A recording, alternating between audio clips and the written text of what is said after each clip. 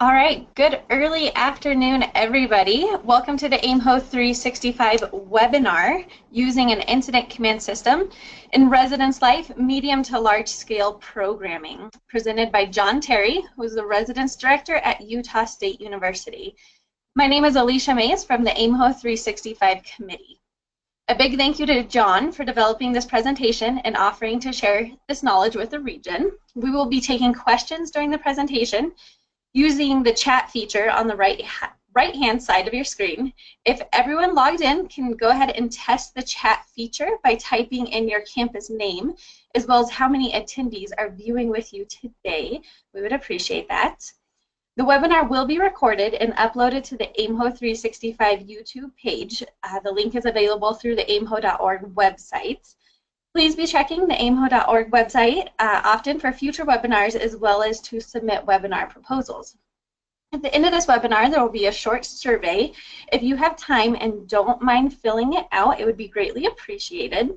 Again, a huge thank you to our presenter today, John Terry from Utah State University. John, we are all yours. Hello and good morning, everyone. I'm super excited to be presenting to you today. This is my first webinar, and usually when I give presentations, there's people in the room, and I can see reactions and faces, and so it'll be kind of interesting for me. Basically, I feel like I'm going to be just having a good old chat with myself, and hopefully people are listening today. So we're going to go ahead and get started. The first thing is I do have a question for everyone that I would like to kind of get some feedback or answers on you. So hopefully I can best answer some of the questions or some things that you're curious about within this program as we go. So to get started, the question I have for everyone is, what problems do you face when planning programs or activities? So either in the chat feature or in the question as they pop up, if you can go ahead and put some of those problems in there, and throughout the presentation I'll look at those, and hopefully either by the end or throughout this presentation I'll be able to answer those questions that you may have, or some of those problems that you're facing. And if not, then we could definitely dig into some other resources and what we can do to help you with your programs and activities. So we're going to get started kind of with the incident command structure and what that means. So the incident command system, if you are not very familiar with it, is also known as ICS, is a standardized approach to the command, control, and coordination of emergency response. So this was initially developed to address problems of interagency responses to wildfires in California and Arizona, but is not a component of the National Incident Management System, NIMS. And so kind of what was happening is we're seeing that there are some problems between different agencies in responding and not having a clear line of communication and stuff during emergency responses. And so this is kind of where Incident Command had started to develop with that. And so what that means is that there are different layers of levels, and I'll show you in the next slide that there's an Incident Command structure that follows that people use it with emergency response today, and how that can be applied in residence life and programming. And so here at Utah State, we use this heavily within our programs. And what we do is we set up this structure that I'll talk about, and what we can do to organize all of these varying factors and everything that happens within programming. And so to talk a little bit about this structure, I'm going to give you just the brief overview of what each area is, and then I'll go into more detail on what they do and how they relate to programming. So in this overarching structure, the biggest one is the command, so also known as the incident commander. And so what they do is they set the incident objectives, strategies, and priorities, and has overall responsibility for the incident. And so that is what the incident commander does. So they set up a command post, and they're basically the one in charge of the situation of the emergency. So if there was an earthquake, they'd set up a command post, and they'd be the first responder would become the incident commander, and then anyone with higher authority or more training or education would come in, and they could step up and be the incident commander. But basically, they're the one in charge of everything. Then you have what is called the planning section. And so they support the incident action planning process by taking tracking resources, collecting, analyzing information, and maintaining documentation. So these are all the ones who are basically doing the planning of the incident, of seeing what needs to happen, helping surveying the area, all of that stuff to kind of help with the emergency. Then you have the logistics. They're the ones who arranges for resources and needed services to support achievement of the incident objectives. So these are the people, the one that will get you the necessary things that you need. So, you know, in an earthquake, if we need more volunteers, if we need trucks, if we need first aid kits, things like that, the logistics are the people, the ones that are going to be getting this stuff. Then you have finance. They monitor the costs related to the incident, provides accounting, procurement, time recording, cost analysis. So they're the ones that are going to do the budget, hold all the receipts, making sure we're spending things accordingly and all that stuff. And then you have the operations. These are the ones that conduct operations to reach the incident objectives, establishes tactics, and directs all operational resources. Basically, these are the people that are doing the setup, the takedown, the organizing of the volunteers, all the people that are going to help within the disaster and the situation. They're the ones going to be kind of running the show, helping that underneath the command and operations. So what that means for, so here I'll show you the structure that we have here. So this is how it all kind of falls. So within Incident Command, there's a chain of command. And so you have the Incident Command, which has the Incident Command officer, and then he has what is a Public Information Officer, which I'll talk about what that is, also a Safety Officer, and a Liaison Officer. So they all report directly to the Incident Commander. And then under them, you have an Operations, a Planning, a Logistics, and a Finance and Mid section, kind of those posts I've talked about. And so each of these would have a chief, and they would all run those specific different sections within the command, and they would all flow up into the incident commander, where the incident commander is the one so kind of making all of the big decisions within this disaster, making sure we're getting everything out in a timely manner, making sure things are running smoothly, you know, and all of that stuff. And so how this applies to programming is what we do at Utah State is we actually put people within these chief positions, but we do them more on a medium or large scale type of structure to help them plan, implement, and have a good successful program. Because as we know, when we're working with first year, second year student volunteers, new resident assistants, even second, third year resident assistants, or we're working across entities across campus, we're bringing in Residence Hall Association, we're bringing in the National Residence Hall Honorary students, and all of that. We're trying to do this huge correlation of people working on a big program. Sometimes we drop the ball on this, or it often falls a lot on the residence director or the director of housing residence life to get a lot of stuff done, and then they're bogged down and people get stressed, and sometimes it does become a little bit of a problem. And so this structure helps us to kind of streamline that. It gives people more of a purpose and a direction on what they want to do. So let's talk a little bit more about the incident commander. So for housing and residence life, the incident commander, they are the person who is in charge of the event. And for us, usually we pick at the beginning, we usually pick a seasoned resident assistant, RHA president who's been in there for a while, or someone like that, or even a residence director, depending on the activity you're trying to do. They're the one who's going to hold everyone accountable. So what they do is they set up the timeline. So first of all, they'll assign the chiefs. They'll assign who's going to be the planning chief, who's going to be the operations chief, who's going to be the finance chief, and who's going to be the logistics chief. And so they will assign people to specifically do those roles. They'll clarify expectations. They'll set up a timeline of how the program is going to go. So for 2, 3 months, 4 months out in advance, they're going to set up a timeline of what needs to happen. They're going to say, planning chief, I need this type of activity planned by this date, and then you'll report to me. And they'll say, logistics, you need to get this stuff to me by this date so we can get it onto operations so they can carry out the plan. So they're the one that is the crucial cog of the wheel that's keeping everything going and turning. They also fulfill any roles or responsibilities not assigned. So if it's a smaller program that maybe you're only doing for maybe 40 residents or just one floor or one hall or something like that, they can fulfill multiple roles. They can be the incident commander, the planning chief, and the finance chief. So they can absorb any roles as necessary. They'll also schedule and attend meetings with the chief. So they'll have what's called a command meeting. And this is where the incident commander and those 4 chiefs and those liaisons, which I briefly mentioned, like the public information officer, those are the ones that would start at the beginning in planning all of that. So you wouldn't bring in your entire residence life team or your residence life staff. It would just be the chiefs meeting and planning that, and then they would go to their separate committees of students to talk and to give all those updates. So this kind of helps cut down on large meetings. As we all know, trying to schedule meetings with large amounts of people is very difficult and sometimes not possible unless we want to meet at like 2 in the morning. And I certainly don't want to do that myself. But so this kind of helps streamline it down to just the crucial people that need to be in that meeting, so then they can help the other people.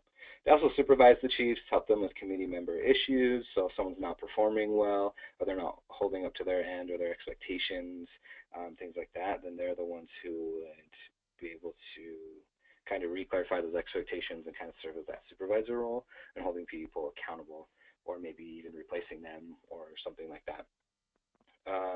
They also get updates and reports from chiefs, as I kind of talked about, and then they will attend, the incident commander will attend as many committee meetings as possible. So then he would go to like the planning chief committee, where the planning committee would meet, so he'd go there and see information, stuff like that, or the logistics committee to see what's going on, just so he can have the most up-to-date information on what he wants to do to lead for the program.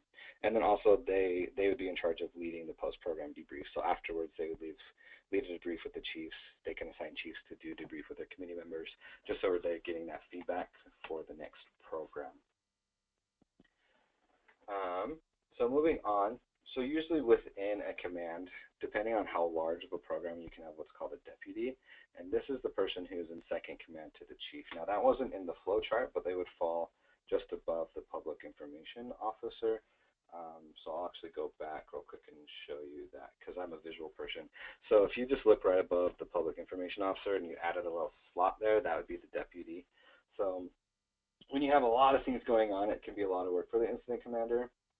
And so the deputy is the second in command. So they would take charge if the IC is not available. They serve kind of like a vice president role of sorts. They attend as many meetings possible. So if the incident commander can't make some meetings, stuff like that, they can go in their stead to help out with what's needed. They'll also take and distribute notes at chief meetings. Is NOTES, not NOTS. And they'll help the IC and chiefs delegate throughout the situation. So they're kind of there as a support and help for the incident commander. Then we have the planning. Our university has dumbed it down for our resident assistants to kind of help them visualize what's going on. So we always say planning, they're the ones who plan stuff. So if you need stuff planned, this is the group that's going to do it. So then you usually have a planning chief, and what they do is they oversee a planning committee. And this committee are the ones who do the big bulk of what we think of when we do programming. Is everyone like wants to plan it, they want to do where it's going to happen, what we're going to do, what we're going to eat, what we're going to drink, all that stuff. So this is kind of the big bulk phase before the program happens, is the planning. And so what they do is they would delegate tasks to committee members and help them and hold them responsible for their jobs. They can break committee into different planning groups. They can also make deputies and be in charge of different aspects, and they'll document feedback after the program for that. So a program that we're planning currently for one of the residence halls here is we're getting ready to do a Halloween program. And so what we did is we broke up 3 different staff members and put them in charge of different planning areas. So the incident commander wanted to do it this way, and we're showing that it kind of works pretty well with that. So we have, what we're doing is we're working with one of our dining halls, and we're going to have a dance party with a sustainable costume contest, as well as doing an escape room that is entirely made out of recyclable material. And so what our incident commander, what she's done is she put someone in charge of planning the escape room. So they would be planning all of the different puzzles and locks and where it's going to be, how many people are going to be able to do it, how long the time it's going to take to do that. Then she put someone in charge of the sustainable costume contest of planning the items we're going to need for that. And so the costume contest is people will build their own costumes out of recycled material. So she's going to need to plan, how are we going to do the judging, all that stuff, where it's going to take place, how many people she's going to plan for, where are we going to get cardboard and recycled materials, who are we going to contact, all that stuff, as well as we have a person in charge of the dance party. So we're actually bringing in an outside entity. We have what are called academic mentors, and they serve as helping a lot of students in our building with their first year transitioning here in college. And so we've contracted them out, asked them to come and help us, and so they're serving on the planning committee, and they're planning the dance party, the DJ, the stage, where it's going to be at in our dining hall, all that stuff. So these three basically serve as a deputy to the IC. So there's not one planning chief assigned. There's kind of those three, and they all have committee members helping them plan all of that. So that's how our planning is structured for this program. And then we have our logistics. So basically what this dumbs down for Housing Residence Life is they're the ones who get stuff. So the planning says, our planning committee says, okay, we need 35 cardboard boxes, we need 4 rolls of blue tape, we need to get 13 dozen sugar cookies with frosting, all that stuff of what they need. So the planning committee will make a list of all the items that we need to get, and this person is the one who will go and get that. If it's a large enough program and there's like tons of stuff we need to do, like if you're planning a conference and you have to just buy a ton of stuff and you have to get a lot of things, usually then you'd have a committee for that. For our purpose, we have one person. They would delegate tasks. So if they had a committee for this program, they would say, okay, you are going to contact the recycling center, you're going to go get the cardboard boxes, I'm going to work with our office admin, and I'm going to get our tape that we need, and then you're going to work with dining to ensure that we get all of the cookies that we need, something like that. They would also meet with planning and finance for preliminary plans, finalizing the details, all of that stuff. So this is the designated person to get that. They'd also make any room, equipment reservations needing, so they've reserved out our dining hall for the program, and reserving time to go pick up cardboard boxes from the recycling center, and then they would go and get obtaining the materials for that. Then we have our finance. So these are the ones, Housing Residence Life say they're the ones who buy stuff, but typically what we've seen is that logistic goes out and actually buys and purchases the things. So for my intents purposes, for me, I call them the ones who budget stuff. So they're going to be the one that is going to do a lot of the paperwork, administrative stuff with this. So if you have any like program approvals or any forms like that needs to be happened, these would be the ones that would do that, or they would have a committee that would help with that.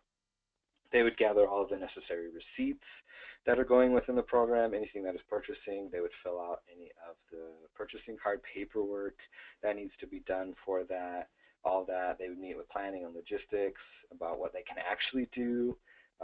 Usually the finance is meeting with the residence director or whomever holds the budget or has the money, and setting what that could be. They would look into potential sponsors for the activity. They would be the ones signing any contracts if that person in that position is able to. Otherwise, they would get the contracts for the necessary person to sign those contracts, and they would give itemized budgets for program reports, all of that stuff. So they're kind of the one who would filter all of that stuff up. And then we have our operations chief and committee, and they're the one that does stuff. So they're the ones who really come into play during the program, the day of or the week of the program or whatever your program is doing. So they will oversee a committee like all the other ones. They also will delegate tasks to different committee members and hold them responsible. They will meet with logistics and finance to finalize program details. And they're the ones who will find and collaborate with outside volunteers. So if we're asking the Residence Hall Association members to come and help out and volunteer for a program, if we want resident volunteers, if we want anyone on campus to come out and present or help out with an activity, and then they would create an operations plan. So an operations plan is basically they would outline and map out what's going to happen the day of setup. So in our dining hall, they're going to say, in this area, in this corner is where the dance floor and stage is going to be. In this area is where we're going to set up the cookies. In this area is where we're going to do the costume contest. And in this area is where we're going to do the escape room. And then they're going to go, okay, it's a 2.5-hour program, so I'm going to need 2 people running cookies during this 2.5 hours. I'm going to need 2 people running the contest. I'm going to need 3 people doing this. So they would map out how many people they need to run that, have a map of where it's going, and then they're going to list out, okay, for setup, everyone needs to meet at this time. This is a list of everything we need to set up. So, okay, we need to make sure we have 2 tables for the cookies. We need to make sure we have the cookies from dining that logistics will get. So we need to make sure we know where logistics is going to put them so we can put them out. We need to make sure the stage is set up on time. Who's going to set up the stage? Is that going to be dining or is that going to be volunteers? Do we have the music? What time is music going to start? All of that. So they're going to be making sure the day of everything runs smoothly, as well as creating a plan for takedown as well. They will also set up what's called an incident command post. So at this post, it would be an area that's not necessarily in the chaotic part of the event, maybe off to the side or maybe in a different area. And this is where everyone who comes to help out with running the program will come to this command post and check in. So they say, hey, I'm here for my shift. I'm here to go. They'll sign in either with the operations or with, typically it's the incident commander. With that, so they can sign in to their area, check in, so we know that they're here, they're working, and they can get the necessary information that they need. A lot of times we find where we struggle is that the incident commander or the operations, whoever is going to man this command post, doesn't stay put, because they're the ones who have the huge plan. They have the idea and everything that they need to do, and so they start going and setting up and stuff, and then people show up and they're like, I can't find the operations chief, find the incident commander and stuff, and so we're trying to locate them, find them down. I'm pulling up my phone, calling them, trying to figure out where they're at, and so that's when it goes, because they're the ones who hold all the information. It's always beneficial to have them sitting and staying in one spot, and that's usually at the incident command post. It is very hard for someone who's in operations that usually are very extroverted, are go-getters, are people who really want to help out. And it's hard to tell them to say, stay put. You have all the information. You have everything that people need. You need to stay put so people know where to find you and know where to reach you. And so that's a crucial thing that I have learned in doing this, is that we really need to work on having that solid incident command post and then having people check in and check out. Because also times people will come or they'll sneak out or they'll leave, and then you got 3 or 4 people who are left with doing the major takedown, and it gets frustrating for some people. So this is a really good system that helps combat a lot of those issues that I've seen when I've done larger scale programming. Then we have our public information officer. So this one doesn't necessarily have a committee. They can have a committee with it. Traditionally in the emergency side of the incident command, for when an emergency happens, the public information officer is the one who deals with all of the media. So if newspaper reporters are coming in and they're getting flooded with requests and things about information, they're the one who are going to deal with all of that. Within housing and residence life, this becomes our person who does all of the advertising, all of our social media posts, anything like that. So we allow them to set up and do their own committee if they will, if they need it, because depending on how large of the scale is, you're going to need that manpower to do all the creation and stuff. And so this person, they report directly to the incident commander. They would create an advertising timeline saying, okay, 2 weeks out, these posters are going to go out. 3 weeks out, we're going to do this. A month out, I'm going to do a teaser ad, things like that. They communicate with any media about the program. So if they want to get involved with local newspapers or any community things like that, they're the ones who are going to set that up and manage all of that part. So like for our program, like just yesterday, we're setting a teaser ad out. So that was put into all the resident assistance boxes to then go be placed on the doors for a teaser advertisement, what's going on. And then 2 weeks before, they're going to have a big banner that's going to be put up, just made out of butcher paper, in the dining hall, advertising it.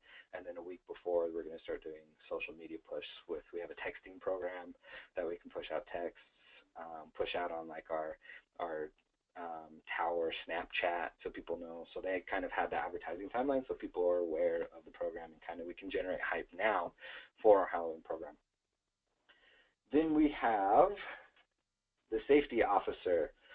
This one can get a little confusing because when we think safety, we usually think safety of the participants at the program, but this is actually the opposite. It's safety of those who are working. So the safety officer in an emergency are concerned about the safety of all of the volunteers. So if we're activating, CERT or community response team, the safety officer is going to be the one going, do you need water? Do you need to take a break? You look exhausted. Come take a break. Sit down. Making sure all of those that are working to help other people are actually being safe and helping those out in an adequate way, and they're not overworking themselves. So within Housing Residence Life program, this safety officer really just depends. It's kind of like an added benefit. Depends on if you need it. So usually in large scale programming, or if you're planning a conference or something like that, then they would be the one to make sure people are getting adequate breaks. They have bug spray if it's outside and it's hot over the summer, sunscreen, make sure they have snacks, and they'll report directly to the IC. So usually they hang out around the command post as well, or they'll go walk around to all the volunteers and say, how are you doing? Do you need a break? Do I need to switch you off of this? Because we know sometimes if we have someone running a cotton candy machine, they're going to get gunked up with sugar all over them, and sometimes they need a break to go clean up, or if they're getting dunked in a dunk tank for long periods of time, they might need a break or something like that. If they're manning something hard, then the safety officer makes sure that everyone does that, because the operations is not going to be the one running around doing all of that. They're going to be at that incident command post. Then we have what is called our liaison officer. So they're the contact to other entities and helping the program.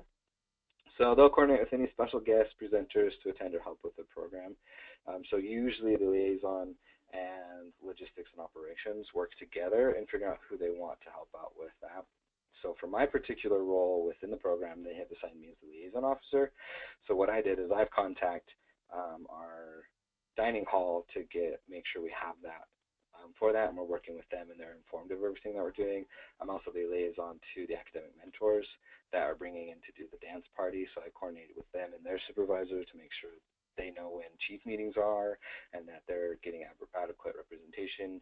I'll also contact our Residence Hall Association because they've had interest in wanting to get involved, and so serving that. So I'm kind of that funnel to all of them, so that not one person is kind of getting overwhelmed, and then also I can make sure contact is being made to all of them. So if that's kind of what the liaison officer happens.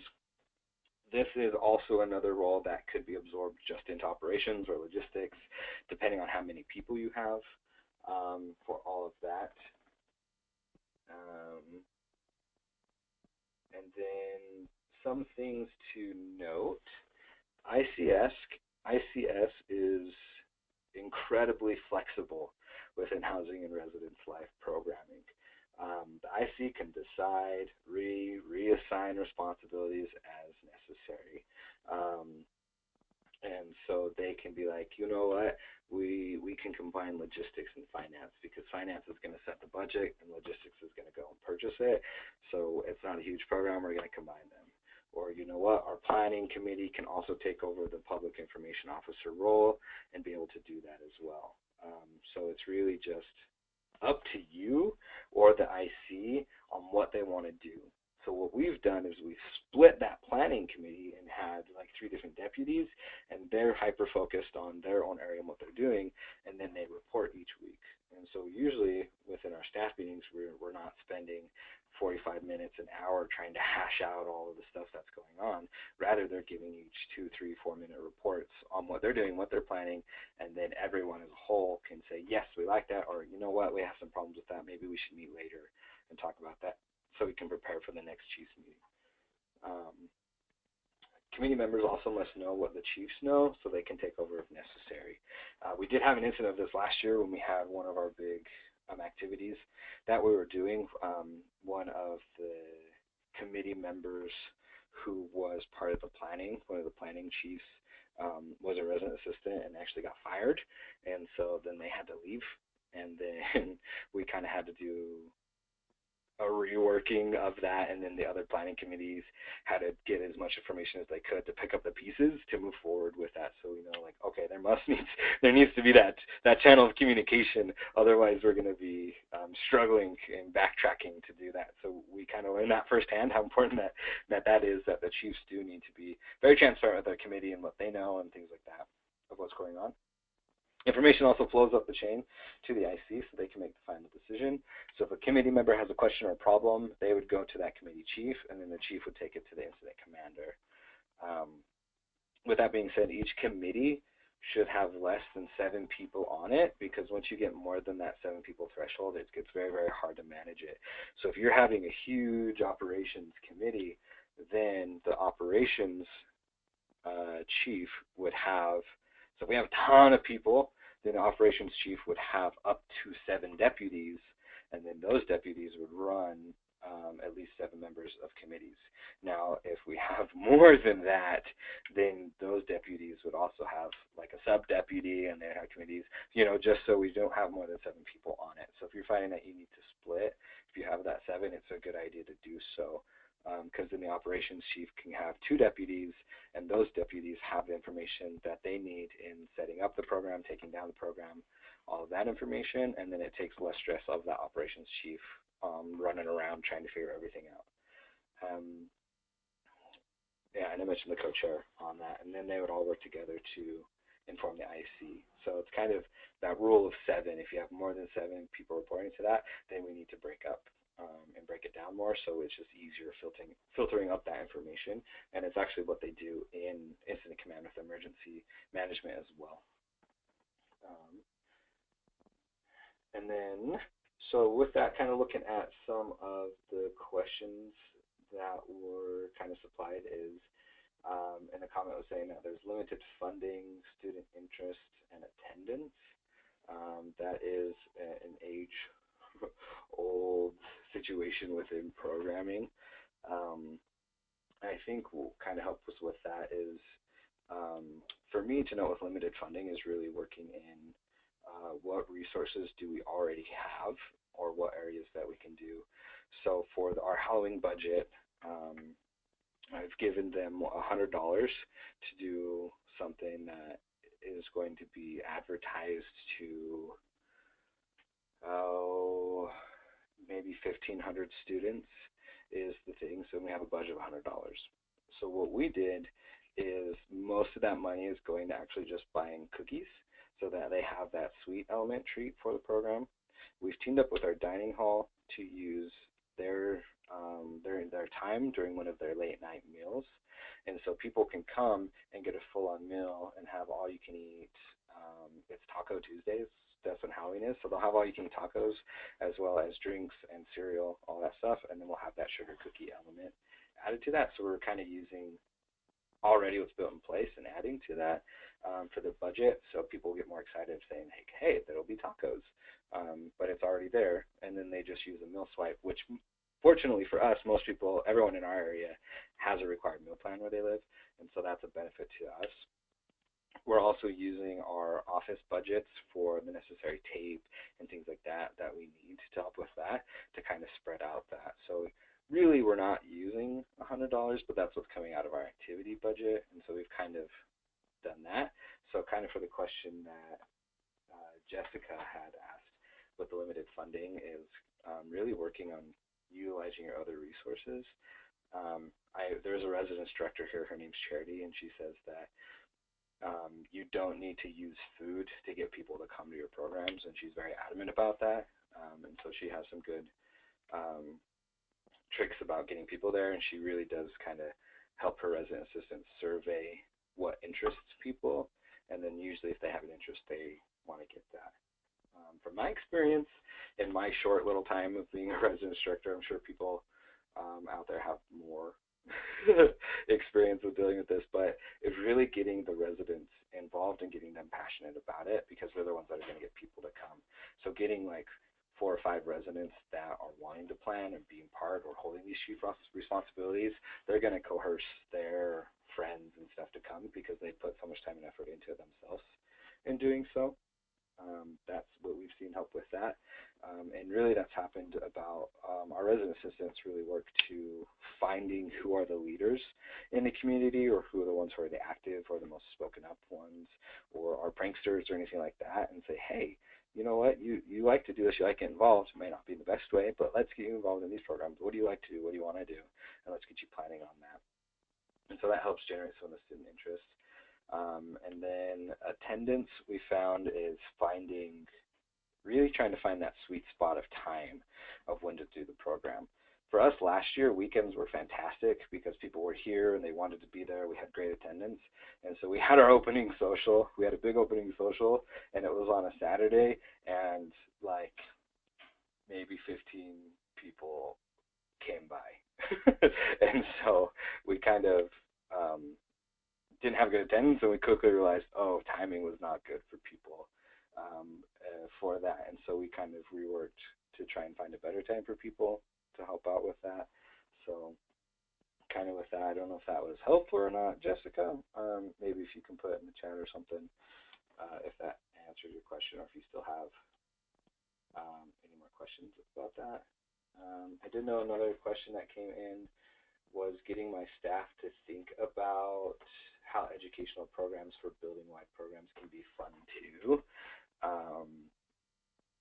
That is also a very good question. From what I found with that is really sitting down with the staff and organizing what their goals are and what they want to do. So recently we've done what's called a contribution statement, or their own personal mission statements on what's important to them. Why are they in this position? Why do they want to make a difference? And then helping them align, figuring out what those goals are, and then planning programs based around those goals. Or really showcasing why your programming requirements are that way. So for us, doing this program, it's a big sustainable push and education on sustainability and using recycled materials. So we've kind of developed learning outcomes around that. And to get the staff excited about that is adding fun elements to it. You know, we're going to do a costume contest, and we're going to do an escape room with recycled materials. And also tacked onto that, we're doing a whole week-long programming called Lights Out Week for that, on education people with that. And so getting people helping them find what they're passionate about. Me personally, I don't want to get shunned for saying this, but I'm not super passionate on sustainability, and I think it's probably because I am not as informed on sustainability myself. And so when people are like, yeah, sustainability, let's do that, I'm like, great, you do you. And so I'm not super great about it. But turning in something fun, I can get behind a costume contest. Like, I'm all about making my own shield and sword out of cardboard and running around hitting people with that and stuff. And so I think kind of helping people with their perspective, where they're coming from, what they want to do, will help do that, and then helping them spin it on an educational level. So help them start with, okay, yeah, you want to do this type of program, then let's kind of talk through about what the benefits and how is that actually connected to student development. We recently had, I was talking to a resident instructor, and they had a student come up and joke with them, and they're like, well, you know, what if we were to get like a stripper or someone to come to one of our rooms? And the resident instructor was right up front and was like, if you can sit down and outline the educational purposes and how that would create a fun, safe living environment for our residents and make it educational, then we can talk about it. Which, personally, in my mind, I don't think you can really do that to create a fun and safe atmosphere with people, with the type of community building we're trying to do. But, you know, I mean, we're open to those ideas and helping them build out that. So I don't know, Allie, if that helped with that question. Let me know in the chat if you have any clarifying things that you need to know, and then I can clarify that for you in the question section.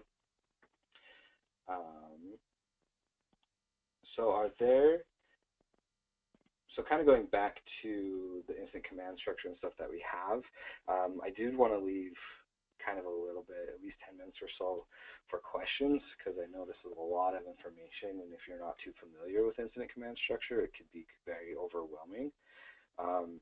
So is there any other questions that people have? So go ahead and put those in to the chat, and I can answer those questions for you. Yeah, so I'll leave that time for you for that. If anyone has any.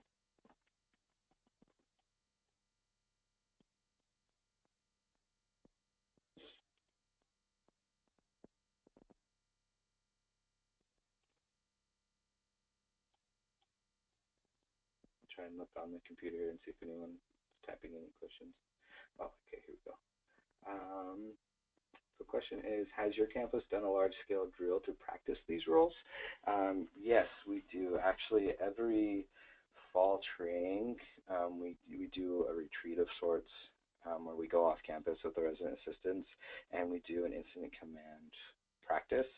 So we teach them what the incident command structure is, and then we've done situations like there's this disaster or you're planning this type of program, and so they'll go back and set up the structure and they'll have a half hour to try and plan it up for that. We've done situations where like the logistics has to go to a professional staff member and purchase things for their program or things like that that they need to do, and so they're running away, running around. We'll throw curveballs and stuff into them. And so yeah, we do practices with that. Me with my staff, I sit down and give them a PowerPoint similar to this and talk about their roles and give them a chance to ask their questions and setting it up. And then we hit right with our opening social, we hit hard with the structure and let them kind of figure it out. So by the second program, they're more seasoned and ready to go and know what their roles are and what they need to do, as well as getting people into that system.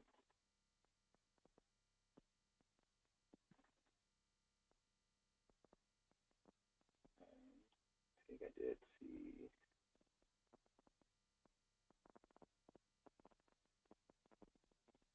Oh yes, so Alicia did ask earlier, is finding a program time that isn't after 9 p.m. that students will attend.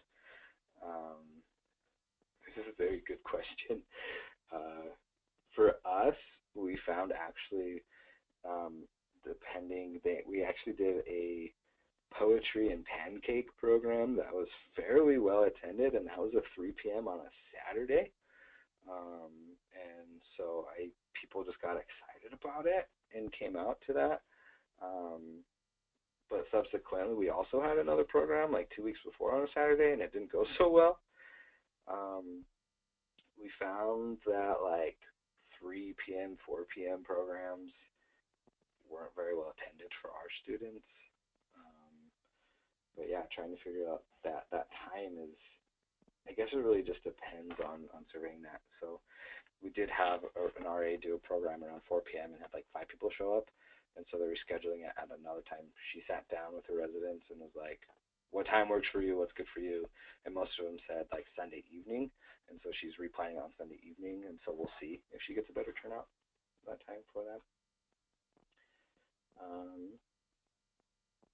Any other questions or anything within the structure of the incident command system or anything like that?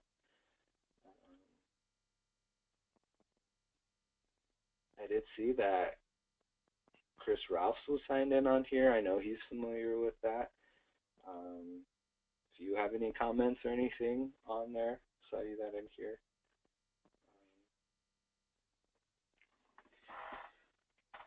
A good thing about this structure and stuff, kind of information for you, is that 2 of our resident instructors here are actually going to be presenting on this at AIMHO. So if you are attending AIMHO next month and want to get more information, if you're really interested on implementing this or trying this out on your campuses, this will be a good opportunity to actually have people in the room to interact with. They're going to be doing a little bit of an activity that you could in turn take back to your residents or the people that you work with. And so that's kind of a shameless plug for you to go to that program so you can get even more in-depth information on this, on implementing it. It is fairly tricky at the beginning to get it implemented, but once you do it a couple times, it becomes a lot better and you kind of find where your weak spots are on learning it, and then you can really help it. But for me, this has been fantastic in getting things ready. It has a flow, people have purpose, and it's good to go. And they also get information on emergency management on what to do for this, because my RAs know that if an emergency happens, they're the first responder. They become the IC until I show up, or until the director of residence life shows up, or until the fire marshal shows up, or until police show up. And so they know kind of some of the information that they need to start working on. And so that kind of also helps out with that. Another question came in, says, if you have an after-hours emergency on campus, not necessarily in the hall, are your live-in positions expected to act at the Incident Command Center? It depends on your level of training. So if there's something happening, like for me, like at the library, which isn't necessarily on campus, say there was a fire or something and I was the first to respond, since I'm kind of familiar with Incident Command a little bit, I would be the Incident Commander. So say a person comes out of the building and it's on fire or something like that, they're the first responder. They would technically be the Incident Commander. They wouldn't know because they don't know the system. So if I would show up and pass, yeah, I would be the Incident Commander, and I would set that Incident Command post and get everything set up until the fire marshal, until someone else shows up who has more authority and more training, and then they would become the Incident Commander, and then they could be like, okay, John, I'm going to put you under the planning committee, or I'm going to put you under operations, or thank you for your help, I'm going to take over now, things like that, and they would take over the situation. And so they're not necessarily expected to do so, but if you have that knowledge and you kind of know that training, you can do it to kind of get it set up. Typically, unless it's like a huge major disaster, the response is going to be fairly quick, within 5 minutes, so you're not going to have to be in the Incident Command for super long until someone shows up with that. So hopefully, Alicia, that was helpful in answering that question. So if there are no other questions that have come in, that is all that I have for you. So thank you, everybody, for listening to kind of that. Hey, John. Thank you so much for taking the time to share your knowledge with us in this area, and the association appreciates what you do for our members. As John mentioned, he will be at AIMHO, so if you have further questions, I'm sure you can seek him out there. As a reminder, this webinar was recorded and will be posted on the AIMHO 365 YouTube page. The link is available through the aimho.org website for future review. Also be on the lookout for future webinars by checking the AIMHO 365 page on the AIMHO website. And if you would, please take a few moments to complete the online survey that will appear on your screen here shortly. And John, any last statements? Nope. Nope. Awesome. Well, again, a big thank you from the region to John for his presentation today. Have a great day, everyone, and we look forward to seeing you next time.